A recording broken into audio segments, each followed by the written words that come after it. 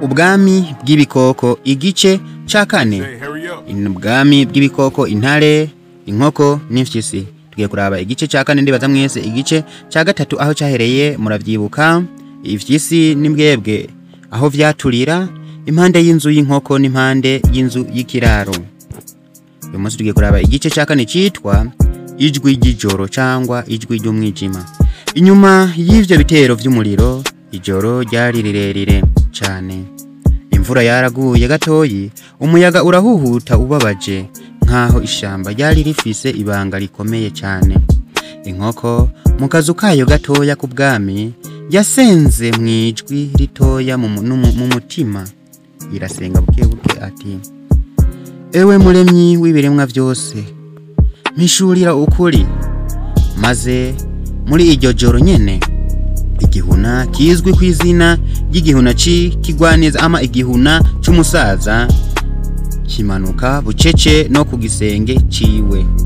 Igihuna kibwira inkoko kiti: ndazi jewe sindi umunyabwenge kandi sindi intwari kandi sindi umuyobozi, ariko amaso yanje ashobora kubona no mu mwiza. Nabonye abacanye umuriro. Inkoko iratangara iracegera iti: ushaka kuvuga ko hari ibimenyetso cangwe ushatse kuvuga ko hari ibimenyamenya? Igihuna kibandanya kumubwira kiti: imbwebwe n'ifyisi byaragiranye umugambi mubi mwijoro, ariko sibo bonyene. Hari intare ntoya umwana w'umwami wa mbere, batanguye kumubwira ko ari we azosigarana intebe y'ubwami. Inkoko iratangara cyane, ntiyashaka intambara, ntiyashaka kugwana n'umwana w'intare. Ifata ingingo yo kuja kuraba umwana w'intare, ifata umugambi wo kugenda kumuraba y'ubwayo. Igitondo kigeze, iyo ntare ntoya ihamagagwa mu ngoro y'ubwami. Inkoko iramwakira neza iti: sinshaka ubwami bw'intambara, uri umwana w'intare yahoze aturongoye imyaka myinshi, ariko turakeneraniye gukorana ntiduhangane. Intare ntoya itangazwa n'ubugwaneza bw'iyo nkoko, ibura ico ivuga. Ariko imbere yo kwishura, inyabu yirabura yitwa izwi ku izina rya Muzehekimya irinjira yambaye impuzu y'imvi. Ya nyabu iravuga ati: ndazi amakuru yose y'iki gisagara. Imfyisi iriko irarushiriza guhenda ibindi bikoko, ariko nzofasha inkoko kuko iki gisagara ntigikeneye amenyo, gikeneye umutima.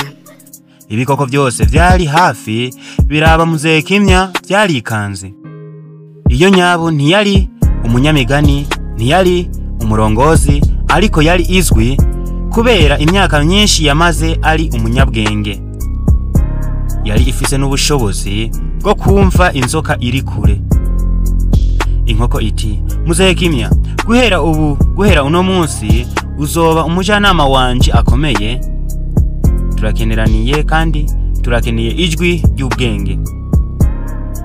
Mbega Muzehekimya azoshobora ama azohishura amabanga yose y'imfyisi n'imigambi y'imfyisi? Kandi intare ntoya izokwifatanya n'imfyisi canke izohagurukira ubutungane? Reba igice ca gatanu, ububasha bwo guceceka. Ivyo rero ntubagire kuri subscribe, like na share, uzobwoze cyane urubuga rwacu Imigani y'Ikirundi TV.